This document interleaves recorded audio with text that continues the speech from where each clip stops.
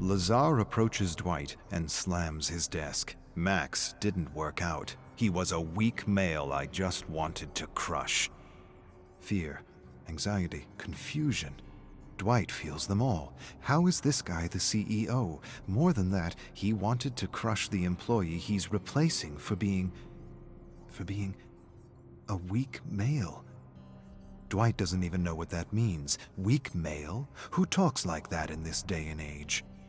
His hands fidget nervously. He swallows a growing lump in his throat. Lazar smashes his desk again. I need you to be bolder than him, Dwight. I need you to get the buzz out there that we're the best company in the business. Did he just call me Dwight? Dwight. He just called me Dwight. Dwight's still not sure what he's supposed to be doing at Peak 22. He's a story hook supervisor. He has no idea what that is. Sounds convoluted and made up. Sounds like bullshit. He took the job because he needs the money, and he can't dress up in costumes for birthday parties anymore. Kids can be so cruel.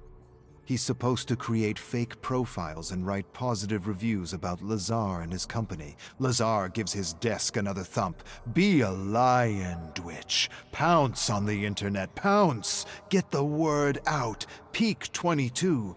We design story hooks for ads that transcend humanity. Dwight has no idea what that means. Lazar leaves a test on his desk and walks away. Dwight stares at the test, unsure. Rose, the manager who hired him, approaches him and explains it's an intelligence test. Lazar wants to make sure he's the smartest in his company. Best advice? Flunk it. Dwight smiles. Gotcha. Our thing is story hook advertising. Dwight cringes every time he hears story hook. Lazar's trying to be different just to be different. Most advertisements use stories to wrap a message in emotion. Just because you call it a story hook doesn't mean it's new, doesn't mean it's different. Story hook is a term used by high school English teachers.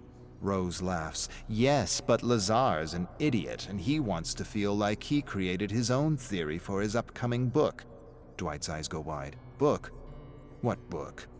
Rose laughs absurdly and explains. An autobiographic book, a guaranteed bestseller highlighting Lazar's new theory on creativity. But Lazar hasn't done anything yet. It's all smoke and mirrors. Rose laughs and corrects him. He's done one thing really well. He's burned through millions. Rose changes the subject and tells Dwight he needs to meet Lazar's ghostwriter for an interview. Make sure to shower praises about our naked emperor for his autobiography. Dwight approaches Rose. She isn't her usual jolly self. Dry tears line her cheek and her eyes are swollen. She tells him Lazar embarrassed her at a meeting when she refused to go along with his jokes at the expense of the sound designer's speech impediment. He humiliated her for not going along with his stuttering impression. Rose sighs and advises Dwight to record all meetings with the Naked Emperor, not just for legal reasons, but for the yearly roast. Dwight raises his eyebrows curiously. Yearly roast? What yearly roast?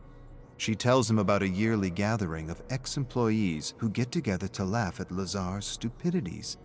Dwight tilts his head. He's really confused. In his mind, Peak 22 just opened its doors. How long has Peak 22 existed? Rose calculates on her hands. 5 years. Dwight can't believe his ears. 5 years and Peak 22 has nothing? Rose smirks. Correction. 5 years and we almost have Lazar's biography and his theory on creativity. Dwight showers Lazar with online praise using fake profiles. It's the coziest job he's ever had. As he prepares to create another false profile, he suddenly hears shouts coming from Lazar's office. He freezes as Lazar verbally assaults the Peak 22 lawyer. The lawyer is telling him Storyhook can't be registered. It's a concept in many high school textbooks. Lazar fires the lawyer on the spot. The lawyer promises he'll sue. Lazar doesn't care. He'll settle. He always settles. It isn't his money. And Dwight's heard he's got his benefactors eating out of the palm of his hands. He's already settled dozens of wrongful dismissals. Rose attempts to calm Lazar down, but he screams at her to mind her business. Dwight wants to help her, but he's never made so much money doing so little before. He likes making money doing nothing. But his hands are fidgeting, and his palms are getting damp and clammy. Hearing Lazar verbally abuse Rose is difficult to bear. He imagines all kinds of scenarios where he leaps from his desk to help her. Nervousness fills his bladder, and he leaps from his chair and rushes to the bathroom. The Brilliant Mind, Inc. Lazar announces the title of his autobiography to the entire office. It feels like a joke, a bad joke, but it's not, and the studio is trying not to laugh at the naked emperor. Lazar hasn't done anything in the 5 years since he convinced a bunch of millionaires in his Storyhook revolution. He doesn't even have one successful advertising campaign. They had a few clients in the beginning, but Lazar wanted to write and direct the commercials himself and made a mess of everything. Dwight suppresses a laugh. Rose claps when Lazar concludes his presentation. Amazing, paradigm-changing. How gracious of you to share the secrets of your success with the world. Everyone gets her sarcasm except Lazar. That's the thing about narcissists. They believe their own press release. Lazar turns his attention to Dwight. Dwight, what do you think? Dwight suddenly feels the blood drain from his face. He echoes Rose. Amazing, paradigm-changing. How gracious of you to share the secrets of your success with the world. Lazar smiles. It's not about ego, Dwight. It's about community and selflessness.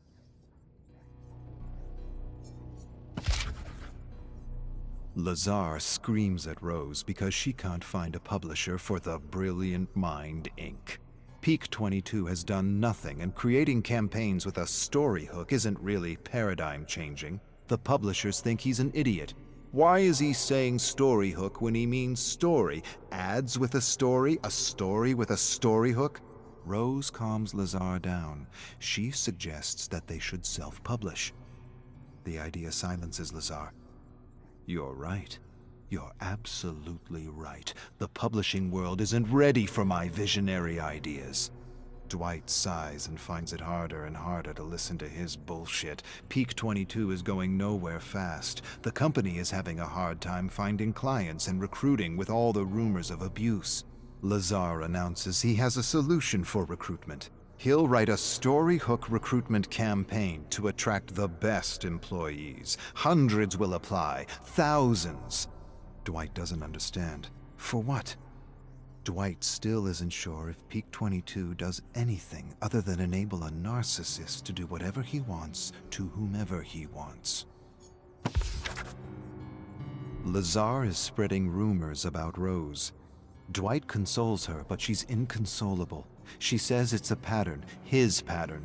He discredits, destroys, and demolishes an employee before he fires them. He spreads the rumor he later uses to fire the person. Dwight says she's exaggerating. Rose shakes her head. Lazar's in trouble. He just spent more money on a 1-minute ad campaign for Peak 22 than a Hollywood blockbuster, and his investors want answers. He needs a fall girl. Someone to blame for the mismanagement of company funds. Dwight doesn't understand. She explains that Lazar's already left a trail of blood in his wake. The last 3 women in her position were all promoted and fired for Lazar's excesses and stupidities. Lazar has an upcoming meeting with his investors. She will be this year's patsy. Dwight gives her a skeptical look. She shakes her head. You'll see. He spends the money.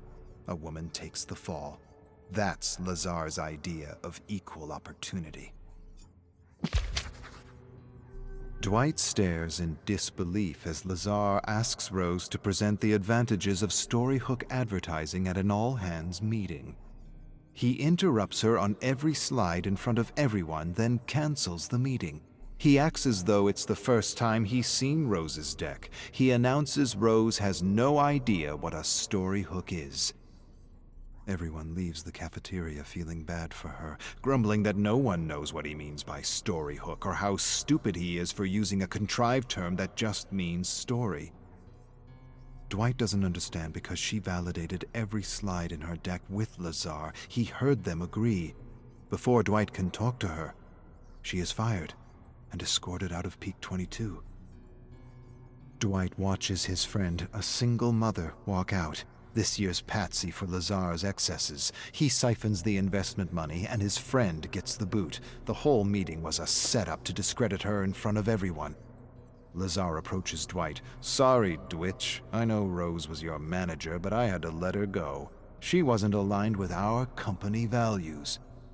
Dwight stares at Lazar in mingled shock and horror. What values?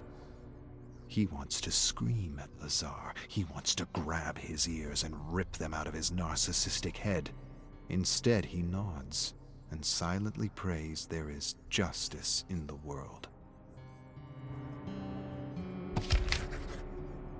Dwight listens in disbelief to stories of Lazar. Real-life horror stories. Stories that defy reason for this day and age. It's a yearly ritual for those who have had the misfortune to work with Lazar. They've all gathered to watch the leaked Peak 22 recruitment video. Dozens of people, each wearing a white Peak 22 t-shirt with a ridiculous Lazar quote they scribbled on with marker. One of them worked with Lazar at a production company where he tried to produce a terrible web series he wrote. It's about an alien computer that takes over the world and controls its inhabitants with a matrix that simulates reality.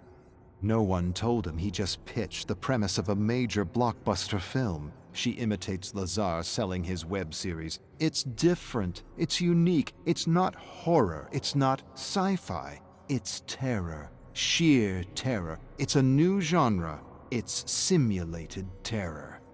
Lazar believed he had created the next big genre like cosmic horror. The writer shows a book written by Lazar, Simulated Terror, Guidelines for Writers in His New Genre. They all burst out laughing. Dwight laughs so hard it hurts. Who says story hook when they mean story, or simulated terror when they mean sci-fi? The stories of the Naked Emperor continue throughout the night, and Dwight is convinced there is no justice. Peak 22's ex-Storyhook supervisor talks about how Lazar called him a weak male for not wanting to cyberbully a blogger for using the term storyhook. He tells them about a harmless drug that makes people laugh absurdly at every little sound. He says if he was still working at Peak 22, he'd give Lazar a little taste of his own medicine. Others agree. That would be hilarious. Dwight likes the idea, likes it a lot. It might be that justice works in mysterious ways. He approaches Max.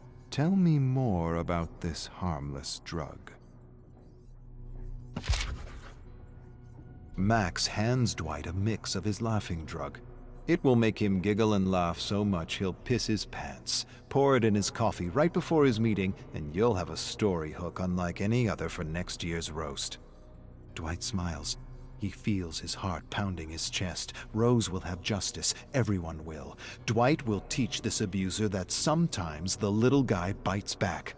Inspired, he asks one of his colleagues to distract Lazar while he spikes his coffee. Another colleague listens to the plan and shakes her head skeptically. She isn't sure. She doesn't like this prank and cautions Dwight to think things through. "I've got 2 kids," she says, "and the last thing I want is for the investors to close down shop because he hallucinates or hurts someone." Dwight laughs. "Don't worry. The most that will happen is he'll act like a donkey." Dwight lifts his chin proudly and reassures her no one will get hurt. He places his hand on her shoulder and feels like the leader he always knew he's been. "Nothing bad will happen, or my name isn't Dwight."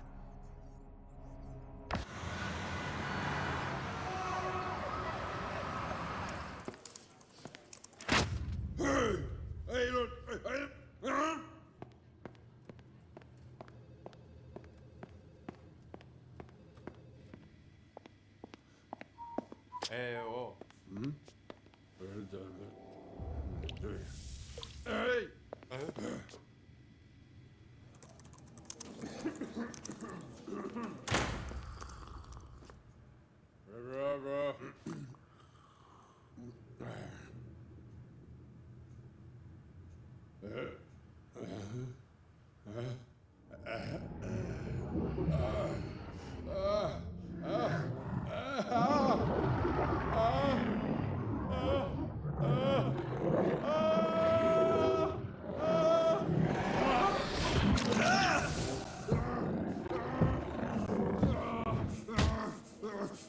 Hey!